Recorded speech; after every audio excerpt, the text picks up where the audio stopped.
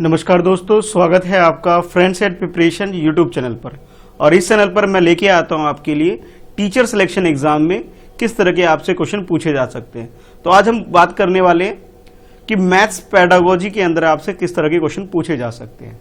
चलिए वीडियो को स्टार्ट करते हैं। बिल्कुल बेसिक क्वेश्चन आपसे पूछे जाते हैं, कोई हार्ड एंड फास्ट रूल नहीं होता है इसके अंदर। बहुत ईजी क्वेश्चन पूछे जाते हैं, बेसिक क्वेश्चन होते हैं जो मुझे लगता है आप लोगों को पता होना ही चाहिए। चलिए स्टार्ट करते हैं फिर फर्स्ट क्वेश्चन के साथ। तो फर्स्ट क्वेश्चन जो आपके लिए है, इसमें आपसे पूछा जा रहा है अ करोड़ इज इक्वल टू, यानी कि 1 करोड़ जो होता है वो किसके इक्वल होता है ये बताना है। बिल्कुल बेसिक है, प्लेस वैल्यू सिस्टम आप लोगों ने पढ़ा होगा अपने जब आप छोटे होंगे, ठीक है। तो उससे रिलेटेड ही क्वेश्चन है। तो वैसे तो क्वेश्चन देखते ही आप आंसर अटेम्प्ट कर सकते हैं, फिर भी जिन लोगों को प्रॉब्लम हो रही है उनके लिए मैं कर रहा हूं। तो आपने क्या करना है, लेफ्ट राइट साइड से नंबर लिखना स्टार्ट कर दीजिए। 1 प्लेस, 10 प्लेस, 100 प्लेस। और 100 प्लेस के पास क्या होता है, 1000 प्लेस हो जाता है। 1000 प्लेस के बाद लाख प्लेस हो जाता है। और लाख प्लेस के बाद क्या हो जाता है, करोड़ प्लेस हो जाता है। यानी कि ये हो गया 1 करोड़ हो गया, ठीक है। ये आपका ग्रुप हो जाता है 1 प्लेस, 10 प्लेस, 100 प्लेस, ये 1000 प्लेस और ये 10,000 प्लेस, ठीक है। 10,000 के बाद ये लाख और ये 10 लाख और ये करोड़। और आपसे पूछा जा रहा है ये जो 10 करोड़ जो प्लेस है, लाख के टर्म में आप इसे क्या बोलेंगे, तो लाख तो यहां हो जाता है। तो ये आपका 10 लाख हो गया और इसे आप बोल सकते हो 100 लाख, ठीक है। तो आप क्या बोल सकते हो, 100 लाख। तो इस हिसाब से करेक्ट आंसर क्या हो गया, आपका बी हो गया, ठीक है। वैसे तो आप क्वेश्चन तो बहुत इजी था, बहुत सारे आप में से तो क्वेश्चन देख के भी अटेम्प्ट कर सकते हैं, लेकिन आज जब आप बेसिक में कंफ्यूजन हो तब आप ये प्लेस वैल्यू सिस्टम यूज करके आप इस क्वेश्चन का आंसर निकाल सकते हैं, ठीक है। चलिए अब देखते हैं नेक्स्ट क्वेश्चन। तो नेक्स्ट क्वेश्चन आपसे पूछा जा रहा है which of the following is not equal to 12 coins of 25 पैसे। तो 25 पैसे के अगर 12 कॉइन हो, यानी कि 1 रुपीज के अंदर, जैसा आप जानते हैं कि 1 रुपीज जो है 1 रुपीज के अंदर 25 के 5 कॉइन आते हैं, 4 कॉइन आते हैं, ठीक है। यानी कि मैं ऐसे बोल सकता हूं 25 मल्टीप्लाई बाय अगर मैं 4 करूंगा तब 1 रुपीज होगा। यानी कि 100 पैसे के इक्वल क्या होता है, 1 रुपीज होता है। और ऐसे आपके पास कितने कॉइन दे दिए गए, 12 कॉइन दे दिए गए। तो 12 कॉइन का मतलब क्या हो गया, 12 कॉइन का मतलब है भाई 3 कॉइन का 1 रुपीज, सॉरी 4 कॉइन का 1 रुपीज। यानी कि 12 कॉइन का मतलब आप ये बोल सकते हैं 4 कॉइन मिला के 1 रुपीज। 4 कॉइन मिला के क्या हो गया, आपका 1 रुपीज हो गया। नेक्स्ट 4 कॉइन से आप क्या हो गया, 2 रुपीज हो गया, ठीक है। और फिर नेक्स्ट 4 कॉइन मिलाकर के आपके 3 रुपीज हो गया। यानी कि टोटल आप कितने बोल सकते हैं, टोटल आपके पास आ गया ₹3 आ गया। यानी कि अगर आपके पास 25 पैसे के कॉइन है, इट मींस आपके पास 3 रुपीज है। अब आपसे क्वेश्चन ये पूछा जा रहा है कि क्वेश्चन में ये बताइए कि which of the following is not equal to 12 coins of 25 पैसे। यानी कि इन चारों ऑप्शन के अंदर कौन सा ऐसा आंसर है जिसके अंदर आपने ये बताना कि जो 3 रुपीज के इक्वल नहीं है। नॉट याद रखिएगा, यहां पे ये मिस्टेक आपसे हो सकता है। तो नॉट इक्वल टू बोला हुआ है, ठीक है, जो 3 रुपीज के इक्वल नहीं है। तो 1 बाय 1 चारों ऑप्शन को एक बार देख लेते हैं, ठीक है। उस ऑप्शन के अकॉर्डिंग आपने आंसर करना है, ठीक है। आई होप क्वेश्चन क्लियर हो गया होगा। तो इसका आंसर क्या है, तो जैसे फर्स्ट वाले में देखेंगे, ठीक है। मैं एक बार सबके लिए कैलकुलेशन कर देता हूं, फिर आप क्वेश्चन को अटेम्प्ट कर लीजिएगा। इजी, अभी तक आपने अटेम्प्ट कर लिया होगा वैसे मेरे ख्याल में। तो फर्स्ट में बोला 2 रुपीज का 2 कॉइन्स ऑफ 1 रुपीज, यानी कि 2 रुपीज तो ये एज इट इज ऐसे ही हो गया। फिर उसके बाद बोला जा रहा है कि 2 कॉइन्स ऑफ 50 पैसे, 50 पैसे का, यानी कि ये क्या हो गया, 1 रुपीज के इक्वल हो गया। भाई ये 3 रुपीज के इक्वल हो गया, इसलिए हमारा आंसर तो होगा नहीं। अच्छा बी देखते हैं। बी में आपसे बोला जा रहा है कि बी में है 1 रुपीज का 1 कॉइन, ठीक है, यानी कि 1 रुपीज हो गया आपके पास। फिर नेक्स्ट बोला जा रहा है 6 कॉइन ऑफ 25 पैसे। 6 कॉइन का मतलब है 25 पैसे का। तो आप 25 को अगर 6 से मल्टीप्लाई करेंगे, ठीक है, तो ये आपके पास कितने हो गए, तो ये आपके पास 150 पैसे हो गए। 150 का मतलब होता है 1 रुपीज एंड 50 पैसे। यानी कि टोटल अगर मैं ये वाले और ये वाले प्लस करूं तो ये हो गया 2 रुपीज एंड 50 पैसे, which is not equal to 3 rupees. बिल्कुल सही है ना, कि जो कि 2.5 रुपए जो है आपके पास, ये 3 रुपए के इक्वल नहीं हुए। तो अब आपसे नॉट इक्वल ही पूछा गया था, तो बी ऑप्शन में ही आपका आंसर आ गया। तो करेक्ट आंसर आपका क्या हो गया, बी हो गया। बी क्यों हो गया, क्योंकि हमें नॉट इक्वल निकालने हैं। तो नॉट इक्वल यानी कि 3 रुपीज ये यहां पे है, अब ये 3 नहीं 2.5 रुपए हो रहे हैं आपके पास, तो यही आपका आंसर हो गया, ठीक है। चलिए देखते हैं नेक्स्ट क्वेश्चन। तो नेक्स्ट क्वेश्चन में आपसे पूछा जा रहा है फाइंड द फाइंड से पहले ऊपर पढ़ लेते हैं। ऊपर लिखा है आपके पास कॉस्ट ऑफ 2 दर्जन of mango of rupees is rupees 144, यानी कि 2 दर्जन का मतलब हो गया यानी कि 12 मैंगो का कॉस्ट कितना है 144 रुपीज है। ठीक है, अब आपसे बोला जा रहा है कि 15 मैंगो का कॉस्ट बताओ कितना होगा। अच्छा, 12 का कॉस्ट कितना है 144 है, तो अगर मुझे 1 मैंगो का कॉस्ट निकालना हो, 1 मैंगो का अगर मुझे कॉस्ट निकालना हो तो मैं क्या करूंगा, 144 को डिवाइड किससे कर दूंगा, 12 से कर दूंगा। ठीक है, ये सिंपल सा तरीका है। अच्छा, लेकिन यहां पे देखो 12 में तो 1 दर्जन होता है, लेकिन हमारे पास कितने हैं 2 दर्जन है। 2 दर्जन का मतलब है 24 हो जाएगा, यानी कि आप इसे 12 मल्टीप्लाई बाय 2 लिखोगे। समझ में आ रहा है ऐसा क्यों कर रहा हूं मैं, क्योंकि 2 दर्जन का कॉस्ट कितना है, 2 दर्जन का कॉस्ट कितना है 144 रुपीज है, यानी कि 12 मल्टीप्लाई बाय 2 हो गया। ठीक है, तो ये 144 है। अगर मुझे एक मैंगो का कॉस्ट निकालना है, 1 मैंगो का कॉस्ट, तो 144 को किससे डिवाइड करूंगा, 144 को मैं डिवाइड करूंगा 12 मल्टीप्लाई बाय 2 से। ठीक है, इससे। अच्छा, ये तो हो गया 1 मैंगो का कॉस्ट, लेकिन हमें निकालना कितना है 15 का कॉस्ट निकालना है, तो आप ये बोल सकते हो कि 15 मल्टीप्लाई बाय 1 मैंगो का कॉस्ट। तो 1 मैंगो का कॉस्ट कितना है 144 डिवाइड बाय 12 इंटू 2, ये पूरा उठा के मैंने यहां लगा दिया। अब इसको सिंप्लीफाई कर लेते हैं। सिंप्लीफाई कैसे करना है, सिंपल है तरीका, 12 1 जा 12, 12 12 जा 144, ये इसका स्क्वायर होता है, इस वजह से आप इसे सॉल्व कर सकते हो बहुत इजीली। अच्छा, इसके बाद 1 1 जा 2 1 जा 2, 2 6 जा 12, आपके पास बचा क्या 15 मल्टीप्लाई बाय 6 और नीचे 1 है, तो 15 6 जा 90, तो 90 का मतलब क्या हुआ, आपका आंसर जो आ गया ऑप्शन ए आ गया। ठीक है, ये छोटी सी कैलकुलेशन थी, ये स्पीड के ऊपर है, अगर आपको कॉन्सेप्ट क्लियर है तो बहुत इजीली आप कर सकते हो। तो करेक्ट आंसर आपका ए आ गया। ठीक है, अब देखते हैं नेक्स्ट क्वेश्चन। तो नेक्स्ट क्वेश्चन में आपसे पूछा जा रहा है कॉस्ट ऑफ 15 टेबल 1800, 15 टेबल का कॉस्ट कितना है 1800 है। अब आपसे पूछा जा रहा है फाइंड कॉस्ट ऑफ 150 टेबल। अच्छा, 15 टेबल का कॉस्ट कितना है 1800 है। ओके, बहुत सस्ते हैं भाई टेबल। ठीक है, अच्छा, और आपसे जो पूछा जा रहा है 120 टेबल का कॉस्ट आपसे पूछा जा रहा है, तो सबसे पहले 1 टेबल का कॉस्ट निकाल लीजिए। 1 टेबल का कॉस्ट कितना हो जाएगा, वो आप लिख सकते हो 1800 डिवाइड बाय 15, जैसे प्रीवियस क्वेश्चन किया था वैसे ही आ रहा है। अच्छा, अब हमें कॉस्ट कितने का कैलकुलेट करना है, हमें कैलकुलेट करना है 120 टेबल का, तो 120 मल्टीप्लाई बाय 1 टेबल का कॉस्ट, 1 टेबल का कॉस्ट कितना है 1800 डिवाइड बाय ये 15, ये पूरा मैंने उठा के यहां लगा दिया। अब इसको सिंप्लीफाई कर लेते हैं, तो ये 3 के टेबल से चला जाएगा, 3 5 जा 15, और 3 के टेबल से अगर इसे काटोगे आप तो 3 6 जा 18 और ये 00। ठीक है, अब 5 1 जा 5, 5 1 जा 5 हो गया, और यहां पे 5 1 जा 5, 1 रिमाइंडर आ गया, तो 5 2 जा 10 और ये 0, यानी कि 120 आ गया। ठीक है, तो आपके पास क्या बचा 120 मल्टीप्लाई बाय 120। ठीक है, 120 मल्टीप्लाई बाय 120। अच्छा, 12 का स्क्वायर जो होता है वो कितना होता है 144 होता है, तो इन दोनों का मल्टीप्लाई करके आपने ऐसे लिख दिया, 0 और 0 यहां पे अपने ऐड कर दिए, तो ये कितना आंसर आ गया आपके पास 14,400। क्या ये ऑप्शन में है, हाँ बिल्कुल ऑप्शन में है, बी ऑप्शन है, तो यानी कि करेक्ट आंसर आपका क्या आ गया, बी आ गया। तो इस तरह से आप ये बेसिक क्वेश्चन जो आपसे पूछे जा सकते हैं छोटे मोटे कैलकुलेशन के, ये आप बिल्कुल अटेम्प्ट कर सकते हैं। चलिए अब देखते हैं नेक्स्ट क्वेश्चन। तो नेक्स्ट क्वेश्चन कैसा है आपके लिए, तो नेक्स्ट क्वेश्चन में आपके पास ये नंबर आपके पास गिवन है, ये बड़ा सा ऐसे कुछ कैलकुलेशन के लिए बोला होगा कि भाई इसको सॉल्व करो इस एक्सप्रेशन को, और बोला गया है find the value of the expression, और ये 4 ऑप्शन दे दिए हैं। तो भाई इसमें कंफ्यूजन पता है क्या होती है, कैलकुलेशन बहुत ईजी है, पहले नंबर काउंट कर लीजिए, डिजिट को लिखने में हम लोग गलती कर सकते हैं। तो यहाँ पे 1 2 3 4 5 6, यानी 6 टाइम्स 4 लिखना है हमें। ठीक है, ये लिख दिया मैंने 6 टाइम्स 4। ठीक है, और नेक्स्ट में क्या है, यहाँ 6 है, यहाँ 5 होना चाहिए, बिल्कुल 5 है यहाँ पे, तो ये 5 टाइम 4, ये लिखने में ना हम लोग गलती कर सकते हैं, और जब हमने लिखने में गलती करी बस वही हमारा आंसर गलत आ जाएगा। अब ये 4 टाइम्स है, ठीक है भाई, ये लो 4 टाइम्स भी लिख देते हैं। ठीक है, अब 4 के बाद ऑब्वियस है 3 टाइम्स होगा, बिल्कुल 3 2 1, तो चलो मैं सब एक साथ ही लिख देता हूं 3, अब ये 2 और ये 1 मैं यहां लिख देता हूं। अब इनको प्लस करना है बस, और कुछ नहीं करना। जब प्लस करोगे, ये जो आपको दिख रहा है सी ऑप्शन, ये तो पॉसिबल नहीं है। क्यों, क्योंकि इसकी वैल्यू इतनी ज्यादा आ गई 87,000, ये तो आपका ऑप्शन हो ही नहीं सकता, ये तो देख के ही पता लग जा रहा है। बाकी जो 3 बच गए, इन तीनों में से एक आपका आंसर है। चलो कैलकुलेट करके देख लेते हैं।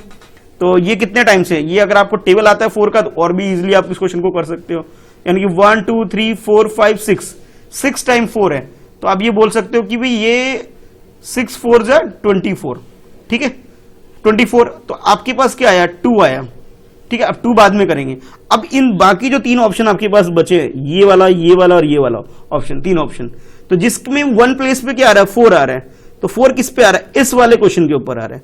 बाकी इसमें 1 प्लेस पे 4 नहीं आ रहा है। देखो आपने सिर्फ इसको प्लस किया, पूरा प्लस करने की जरूरत नहीं है आपको, आपने इसको प्लस किया, यहां पे कितना आ गया, 4 आ गया, ठीक है। यानी कि आपका जो भी आंसर आएगा, ये बड़ा सा जो आंसर जो भी आएगा, एक तो आपने इसको काट दिया क्योंकि ये पॉसिबल नहीं आंसर, इतना बड़ा आंसर नहीं आने वाला इनको प्लस करने के बाद। दूसरा हमने क्या किया, इसको पूरे को सॉल्व करने की जगह सिर्फ फर्स्ट लाइन को मैंने सॉल्व किया, तो ये 4 आ रहा है, 24 आ रहा है, 4 लिख दिया, 2 यहां पे कैरी करोगे आप, तो यानी कि 1 प्लेस पे जिसमें 4 आएगा वो हमारा आंसर होगा, यानी कि ए वाला जो ये हमारा आंसर हो जाएगा जब हम इसे पूरा प्लस करेंगे।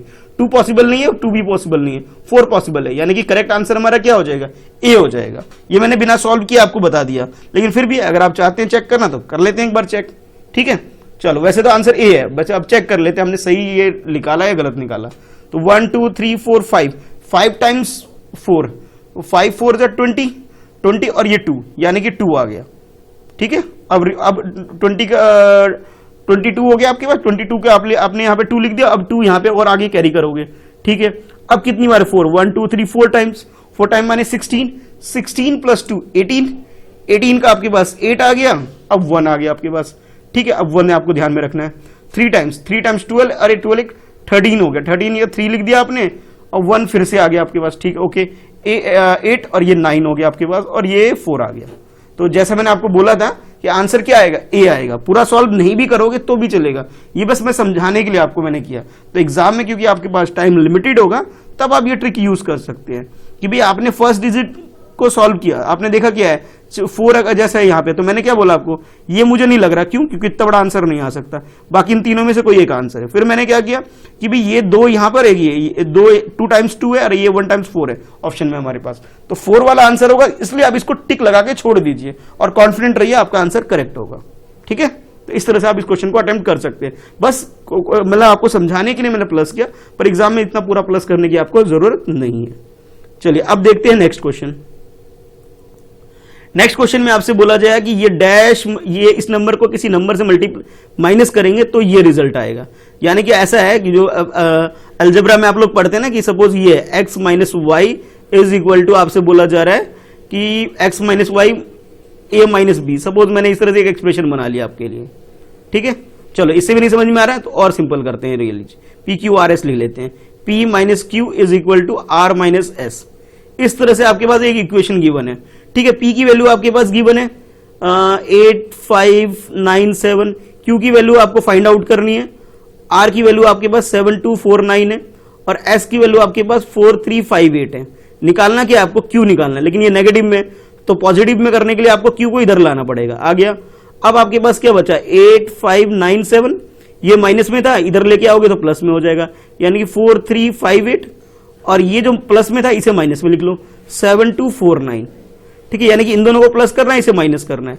तो एक मैं मतलब इसको जो आप लिख सकते हो, यानी कि इन दोनों को अगर प्लस करोगे आप, ठीक है, तो ये अराउंड 8000 है, 4000 है, 8000 4000 कितना होता है, 11000 अराउंड आ जाएगा। चलो प्लस ही कर लेते हैं, ऐसे आप सोचोगे कि ऐसे कंफ्यूजन हो सकती है, तो दोनों को प्लस कर लेते हैं। ये आपके पास 8597 है, ठीक है, और ये क्या है आपके पास 4358। जब इनको प्लस करोगे आप तो आपके पास ये 5 हो गया, 7 और 8 15, 5 आ गया, 1 आ गया, 1 और ये 10 हो गया, 15 और ये 1 आ गया, और ये 5 3 8 और ये 9, ठीक है, और ये 8 और 4 12 हो गए। माइनस कितना करना है, माइनस आपको ये करना है 7249। चलो भाई इसे माइनस कर लेते हैं और अपना आंसर निकाल लेते हैं। तो 5 नहीं जाएगा, बोरो करोगे 15 में से 9 माइनस करोगे तो 6 आ गया आपके पास, ठीक है।